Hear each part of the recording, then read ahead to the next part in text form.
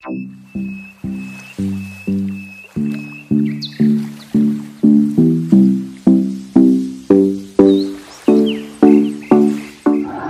চলতে চলতে একটা পুরনো স্থাপত্য দেখা যায়। এই জায়গাটাকে টাওয়ার অফ লন্ডন বলা হয়। টাওয়ার অফ লন্ডনে একটা খুবই বিখ্যাত জিনিস রাখা আছে, কোহিনূর, যেটা ওয়ার্ল্ডের সবথেকে বিউটিফুল ডায়মন্ড, যেটা একসময় ইন্ডিয়াতে ছিল।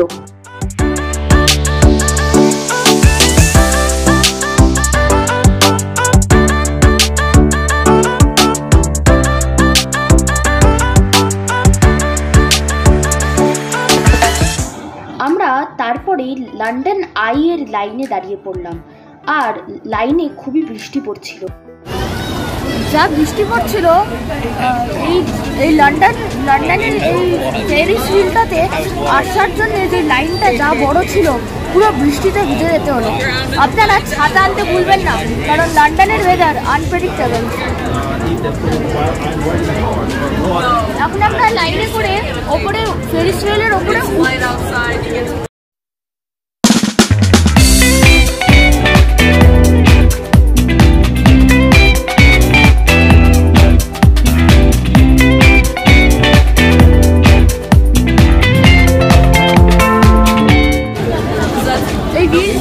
অনেক বড়, আর এটাকে এখানে লন্ডন আই বলে রাখে। এটা 2000 সাল বছর আছে, এটাকে এমনি জাস্ট মেলার জন্য ইউজ করা হয়েছিল, কিন্তু তারপরে এত পপুলার হয়ে যায়, এটা একটা টুরিস্ট সাইট হয়ে যায়।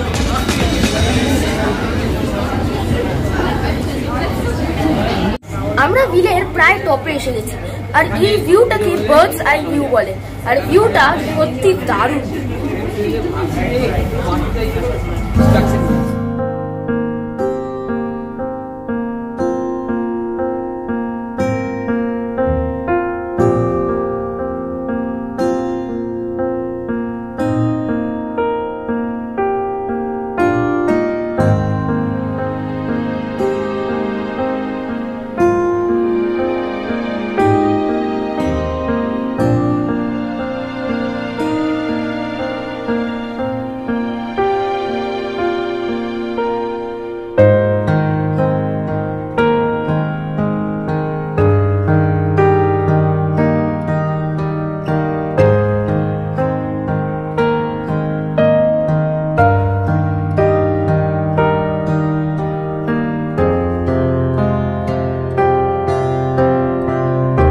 লন্ডন আই চড়ার পর রাস্তায় আমরা দেখতে পেলাম লন্ডনের সেই বিখ্যাত বিগ বেন, আর বিগ বেনটা দেখতে খুবই ভালো ছিল।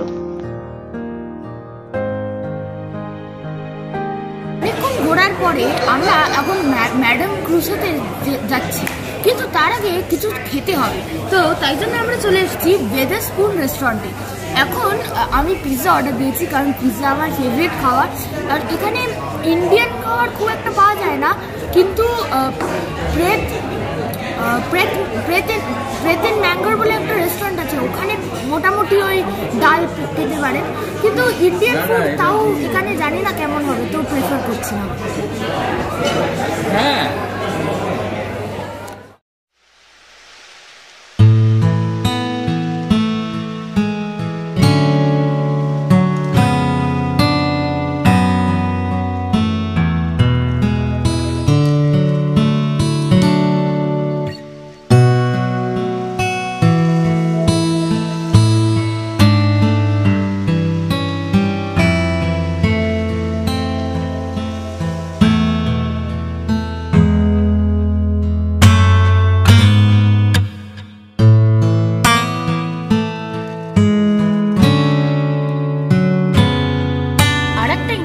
ব্যাপার, এই পুরো জায়গাটা ব্রেকার স্ট্রিটে, আর এই জায়গাতেই শার্লক হোমস থাকতো।